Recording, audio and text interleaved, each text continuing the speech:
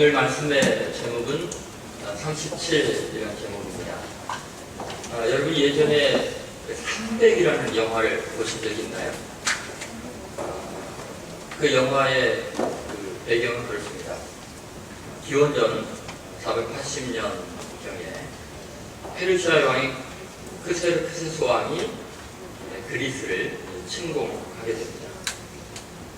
근데 그리스의 연합군이 빨리 형성을 해서 방어를 해야 되는데 연합군 형성이 너무 늦어지니까 스파르타의 리오니다스 왕이 급하게 정예용사 300명만 가려서 테르모펠레 협곡으로 가서 거기서 100만 대군을 맞서서 그리스 전쟁이 승리로 전환하는 게 중요한 방어를 하게 됩니다. 물론 100만 대 3대 전멸당할 수밖에 없는 숫자이죠. 너무나 용감하고 멋진 모습으로 조국과 민족을 위해서 모든 목숨을 바치는 아주 용맹스러운 300명의 모습이 아직도 제 마음에 깊이 남아있었던 것 같습니다. 그래서 오늘 본문을 읽으면서 37 이상의 숫자가 37이니라 다윗의 용사들 37이라는 숫자를 볼 때 그 300이라는 말이 떠올랐습니다. 오늘 본문은 다윗의 전 생애를 마지막으로 총 요약한 본문 중의 일부입니다. 다윗의 삶이 어땠는지 자신의 시로 22편에 이야기하고 23편의 마지막 자기의 말로 마무리를 하고 하나님께서는 다윗의 왕국, 앞으로 도래할 메시아 왕국이 어떤 특징이 있는가를 다윗의 용사 37명의 명단을 최종적으로 선별하여 기록하시면서 도대체 하나님의 나라가 어떤 것인가 이것을 우리에게 보여주기 때문에 오늘 본문은 굉장히 중요한 메시지가 담겨 있습니다. 다윗의 자손으로 오신 예수 그리스도의 나라 메시아 왕국은 도대체 어떤 힘으로 전 세계를 변화시키고 인류를 구원하는 어마어마한 일을 감당할 수 있었을까요? 그것이 주님께서 마지막 다윗의 용사 37명의 명단을 통해서 우리에게 알려주고 싶은 말씀입니다. 그럼 하나님 나라가 그렇게 위대하고 힘 있는 이유가 뭘까요? 첫 번째, 우리가 이 본문을 통해서 알 수 있는 것은 소수 정예의 힘입니다. 구별된 정예의 용사 37명이 결국 다윗의 나라 그 모든 것을 가능하게 했던 하나님의 용사들이었습니다. 그래서 39절에 보면 이상 총수가 37명이었더라 이렇게 나오죠. 사실 다윗에게는요 어마어마한 군사들이 있었습니다. 역대상 24장 9절 같은 데 보면 다윗에게 칼을 용맹스럽게 쓰는 사람의 숫자가 130만 명이 나오거든요. 그럼 그 230만 명 중에서 37명만 하나님의 책에 기록이 됩니다. 하나님께서 의미 있는 숫자는 230만 명 중에서 겨우 37명이었다는 것이죠. 다윗에게 얼마나 많은 사람들이 몰려가는가. 역대상 12장 20절에서 22절에 보면 이런 말씀이 있습니다. 다윗이 시글락으로 갈 때 그리고 중략하고 그때 사람이 날마다 다윗에게로 돌아와서 돕고자 하네 큰 군대를 이루어 하나님의 군대와 같았더라. 아주 큰 군대를 이루는 하나님의 군대와 같은 어마어마한 숫자가 다윗의 주위에 항상 있었습니다. 그런데 하나님께서 기억한 사람들, 의미 있는 숫자는 37명에 불과했습니다. 여러분 이 시대에 굉장히 위험한 가치관 하나가 뭐냐면 다수의 힘입니다. 사실 인터넷에 얼마나 많은 조회수에 따라서 주가가 달라지고 가치가 달라지고 어마어마한 돈을, 명예를 얻을 수가 있잖아요. 민주주의 근본도 아마 그런 데 있는 것 같습니다만 성경의 원리는 다수의 힘이 아니라 소수 정예의 힘인 것 같습니다. 예수님을 물론 보호하고 지켜줬던 숫자 중에 많은 무리들이 예수를 옹호하였다 할 때 대제사장이나 바리새인들이 잡고자 했지만 잡지 못했지 않습니까? 다수의 힘이 분명히 존재합니다. 그러나 그 다수는, 그 수많은 무리는 절대 믿을 수가 없습니다.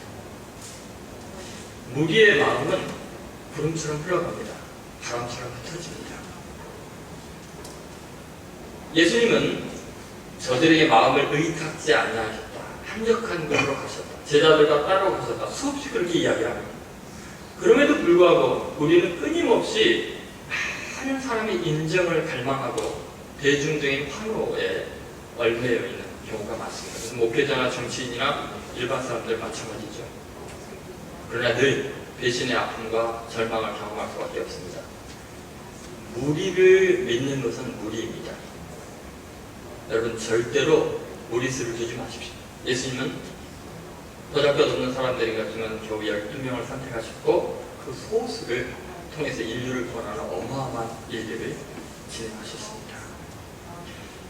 여러분, 우리가 신앙생활 하면서 과연 다윗의 230만 명 중에 하나인 무리 속에 함몰돼서 그냥 예배드리고 흩어지고 하는 내 중심적인 자기 자신을 위해서 살아가는 무리에 불과한 신앙생활을 할지, 아니면 하나님의 측에 영혼이 기념이 되고 하나님이 잊을 수가 없는 하나님의 나라의 가장 중요한 소수 정의 용사와 같은 그리스도인이 될지를 결정해야 합니다.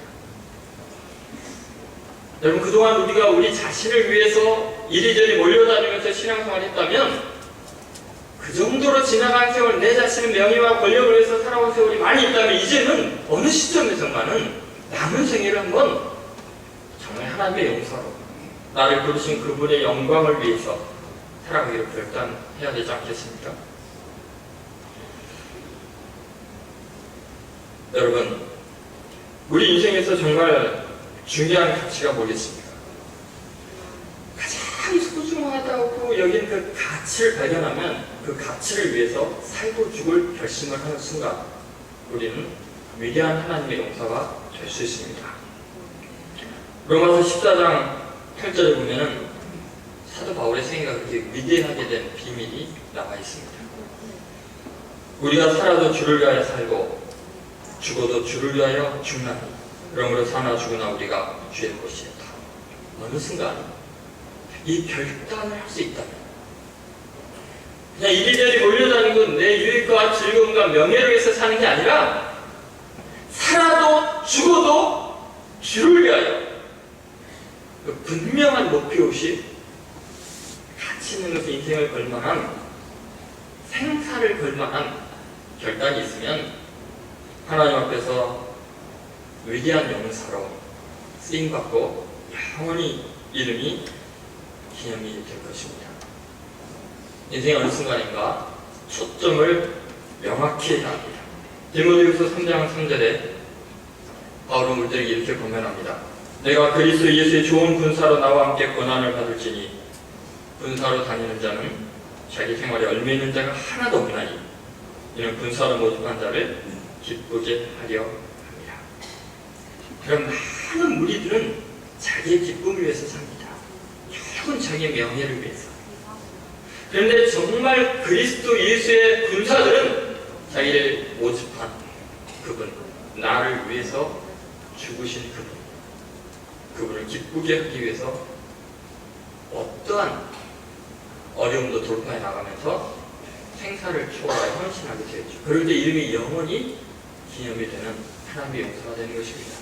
릴링턴이 아프리카에서 선교하고 있을 때 그 친구들이 너무 미안해가지고 우리가 자네를 위해서 훌륭한 돕는 자들을 보내주겠네 하고 편지를 썼습니다. 그런데 자네가 도대체 아프리카 어느 집 어디에 있는지 찾기가 너무 힘드니까 가는 쉬운 길을 알려주게. 리빙슨이 답장을 이렇게 보냈습니다. 이곳까지 오는데 길이 있어야만 오겠다는 사람들이라면 의미 없네. 나는 길이 없어도 오겠다는 사람들을 원하네.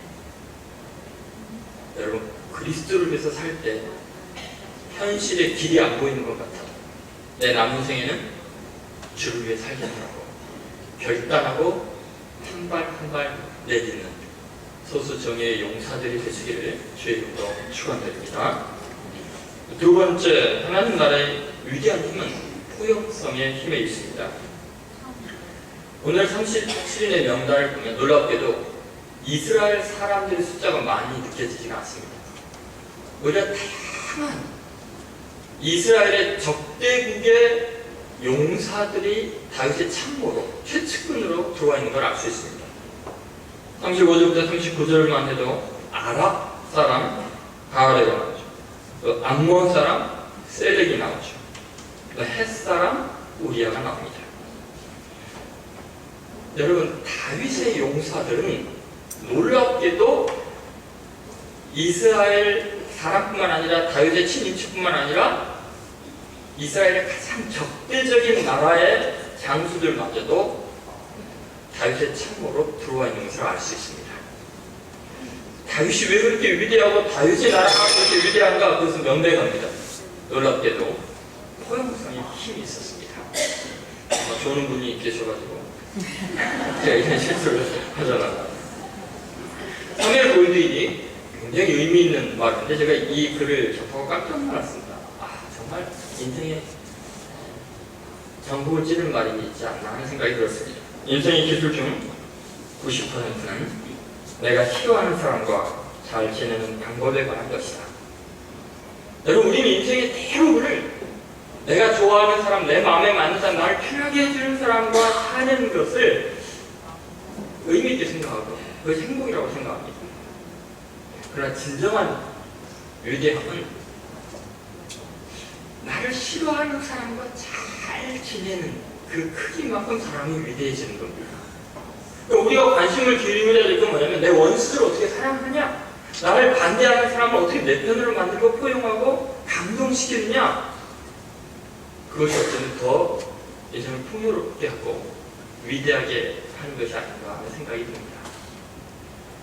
다윗의 삶은 세월이라고 성숙할수록 놀랍게도 자기를 위하는 사람일 뿐만 아니라 자기를 정죄하고 심판하는 사람마저도 귀하게 여겼습니다.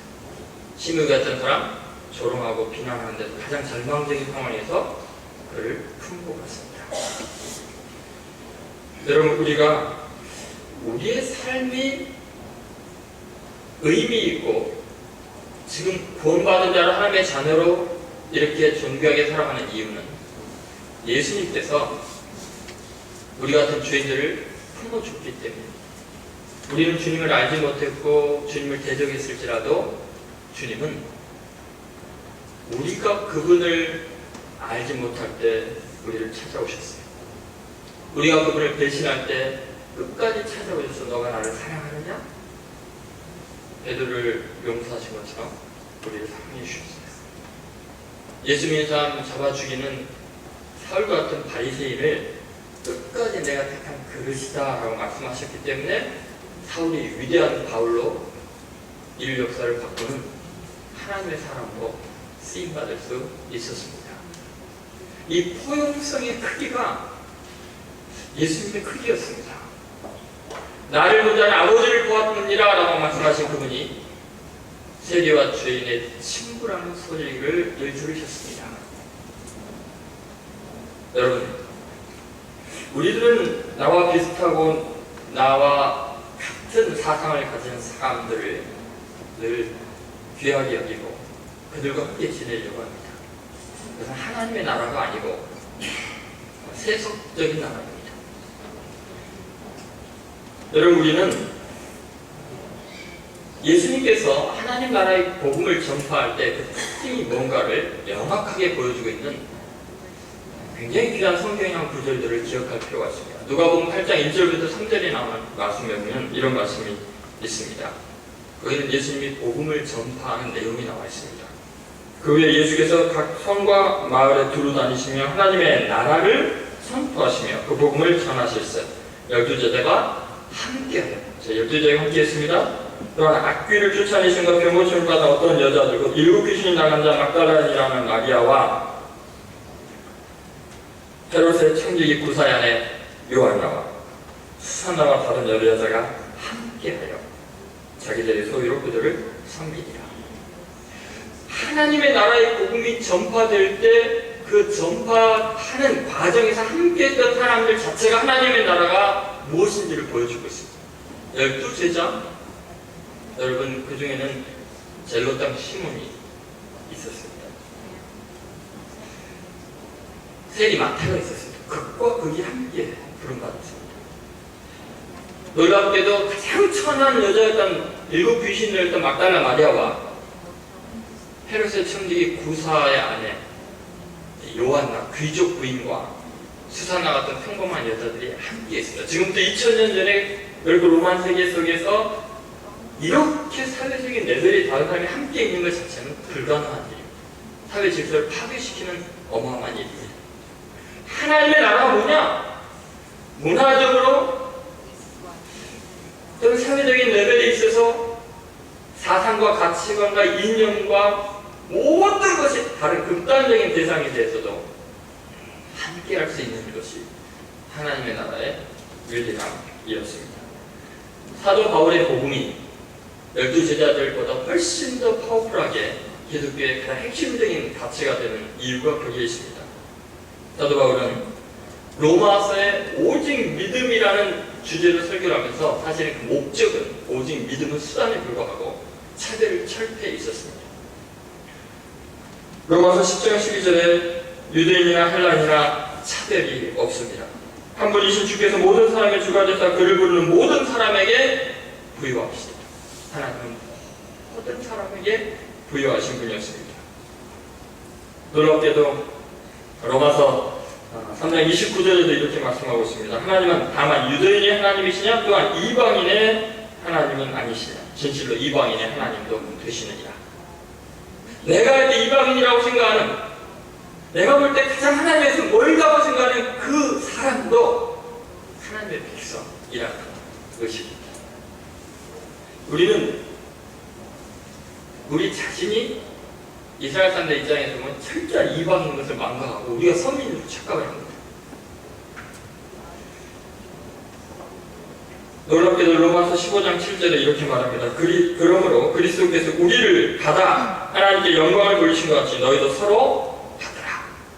우리가 하나님께 영광을 돌린다는 것은 나와 너무나 다른 사람을 서로 받아들임으로써 하나님께 영광을 돌리는 거지, 사상이 다르고 가치가 다르기 때문에 신앙의 스타일이 다르기 때문에 그 사람을 제거함으로 하나님께 영광을 돌리고 하나님의 일을 한다고 생각하는 것은 봄의 본질을 비켜가는 것입니다.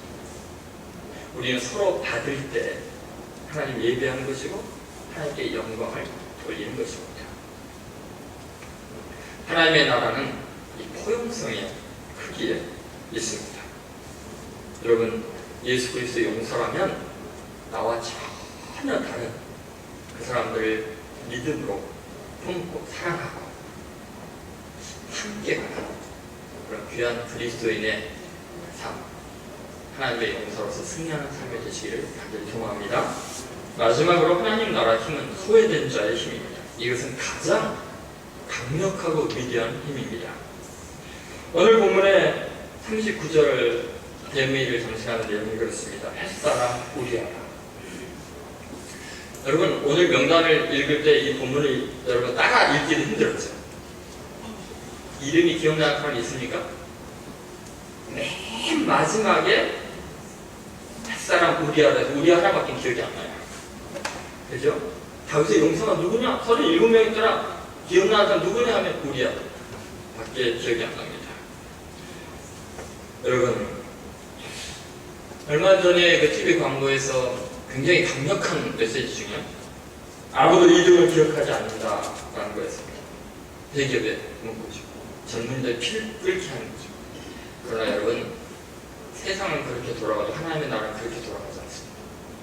하나님은 2등이 아니라 꼴찌까지 기억하고, 그뿐 아니라 가장 낮은 자가 가장 존귀하고 강한 자라고 말씀하고 있습니다. 여러분, 한번 생각해 보십시오. 우리아라는 사람은 어떤 사람입니까? 그렇게 충성할 수가 없었습니다. 전쟁 중에 휴가를 줬는데 집에 안 가고 노숙하고, 왜 노숙하느냐? 내 동료 장군들과 장수들과 부하들이 적진에서 피 흘리는데 내가 어떻게 아내와 함께 즐길 수 있냐? 2번씩이나 거절하고 자신들의 군사들과 함께 고난을 자초했던 위대한 장군입니다. 햇살을 흘면서도 하나님 나라가 이 땅 가운데 이루어지는 걸 보고 자기 조국을 버리고 하나님의 나라를 위해서 완전히 헌신했던 사람입니다. 여러분, 우리가 하나님 나라를 위해서 헌신하고 충성하고 하면 상을 받습니까? 여러분이 교회 헌금 많이 하고 봉사 많이 하면 사랑받고 칭찬받습니까? 제가 장담하건대 욕을 먹거나 죽습니다. 많이 사랑하고 많이 헌신하다면 다 암에 걸려 죽더라고요. 여러분, 도대체 이게 뭡니까? 우리아를 위해서 변호해주는 사람이요, 나단 선지자 외로 없었어요. 아내를 빼앗겼어요. 충성한 결과 천국 살해를 당했어요. 근데 이스라엘 백성이 들고 일어나면서 우리아를 변호해주는 사람 아무도 없었어요. 그냥 잊혀졌어요. 하나님의 나라를 위해서 충성하고 헌신하고 아내를 뺏기고 죽임당하는 것이 우리아의 인생이었어요. 가장 미천한 이방인의 불과했어요. 아무리 충성해도 인정받지 못해요. 예수님 발 앞에 자기 옥합 향유 깨뜨리고 머리털로 예수님 발을 닦던 그 여인, 그렇게 헌신했다고 칭찬받은 게 아니라 계산 못하는 여자처럼, 가난한 사람 생각하지 않는 사람 멸시 조롱당했어요. 그것이 하나님 나라의 모습입니다. 그러나 여러분, 놀라운 이야기가 있습니다. 우리가 주님의 나라를 위해서 헌신하고 충성해서 가장 미천한 자, 작은 자가 됐을 때 주님은 너희의 지극히 작은 자에게 한 것이고 내게 한 것이라고 주님 당신 자신과 동일시 여기는 것이 신약성의 무서움이 나옵니다. 그리고 예수 그리스도의 나라가 될지 어떤 나라의 나라를 보여주는 놀라운 이야기가 마태복음 우리가 읽었던 1장 1절부터 6절에 예수 그리스도의 족보 속에 4명의 여인이 나옵니다. 맨 마지막에 마리아가 나오고 그래서 5명이 됩니다만, 거기에 보면 하나님의 나라가 어떤 나라인지 보여주죠. 족보를 기록하면서 아브라함과 다윗의 자손 예수 그리스도의 계보라고 하는데, 헬라 원에는 다윗의 이름이 먼저 나옵니다. 다윗과 아브라함의 자손. 다시 말해서 이 족보는 다윗의 나라, 다윗의 후손으로 할 그 메시아 왕국이 어떤 것인지 잘 보여주고 있는 거예요. 37명의 명단처럼 여기에 나오는 족보도 보여주고 있죠. 믿음의 조상들이 6절까지 나오고, 그 다음에 왕들의 명단이 나오고, 그 다음에 포럼의 노예의 명단들이 나옵니다. 예수 그리스도의 세계는 이 모든 사람을 포괄합니다. 그런데 1절부터 6절은 굉장히 의미가 있죠. 왜냐하면 이스라엘에 등장하지 않는 여인들이 족보의 이름이 나오기 때문이죠. 그런데 사라나 리브가나 훌륭한 여인들의 이름이 나오는 게 아니라 족보에 넣어서는 안 되는 이름이 나옵니다. 유다는 뭐예요? 다말에게서 베르사세를 낳았다. 유다는 베르사세를 낳았다고 하면 될 건데 왜 다말에게라고 하면 됩니까? 유다와 다말은 무슨 관계죠? 시아버지의 며느리 관계입니다. 여러분이 만약에 족보를 기록하면서 이런 부끄러운 게 있으면 빼지 일부러 넣겠어요? 원래 안 넣어도 되는 걸 일부러 넣는 이유가 뭘까요? 그 다음에 보세요. 살몬은 라합에게서, 라합은 여리고 기생이에요. 근데 여러분이 조상이 뭐 증조 할머니가 기생이었더라, 그것도 일본 기생이었더라 이렇게 넣겠냐고요. 근데 왜 넣을까요?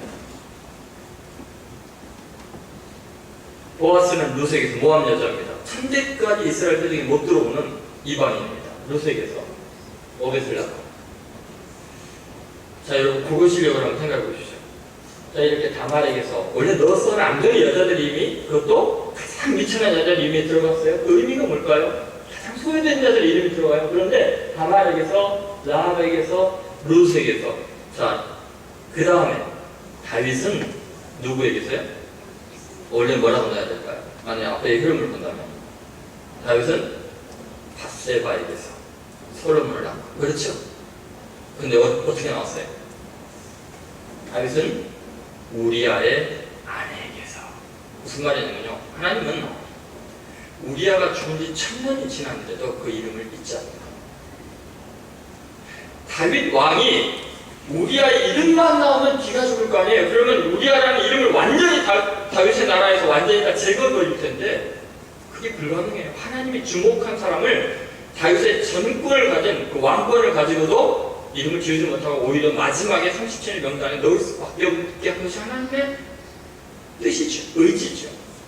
그리고 메시아의 나라, 하나님의 나라가 어떤 나라인가? 내가 우리아와 같은 버림받고 소외되고 충성했지만 억울한 그 사람의 이름을 영원히 기념하는 그것이 내 정의이고 내 뜻이다라는 것을 인류에게 영원히 기념하는 것입니다. 우리아의 나라예요. 아무리 하나님의 마음에 합한 다윗이라도 우리아만 못한 거예요. 천국에 가면 지금 다윗은 우리아 앞에서 길을 못 쓰고 있을 거예요. 우리아 이름만 나면 벌벌 떨 거예요. 성경에 이런 이야기가 너무 많습니다. 여러분 말씀을 정리하겠습니다. 여러분 그동안 어떻게 살아왔셨습니까? 수많은 우리 중에 하나처럼 교회 왔다 갔다 하면서 신앙생활 하는 것처럼 끝나겠습니까? 아니면 하나님의 이름을 기억할 만한 37명 소수 정의 용사가 되고 포용성이 큰 사람, 가장 소외된 것 같지만 하나님이 영원히 기억할 만한 가장 강력한 사람 되기로 원하십니다. 오늘 예배가 여러분이 인생을 바꾸는 하나님의 손길이 여러분의 삶에 미치는 은혜의 시간 되기를 주의 이름으로 축원드립니다. 기도하겠습니다. 거룩하신 하나님, 선포된 말씀이 지혜와 지식의 단편이 되고 자랑거리가 되지 않고 우리의 삶이 변화되는 하나님의 능력이 되도록 역사하여 주옵소서. 예수님의 이름으로 기도드립니다. 아멘.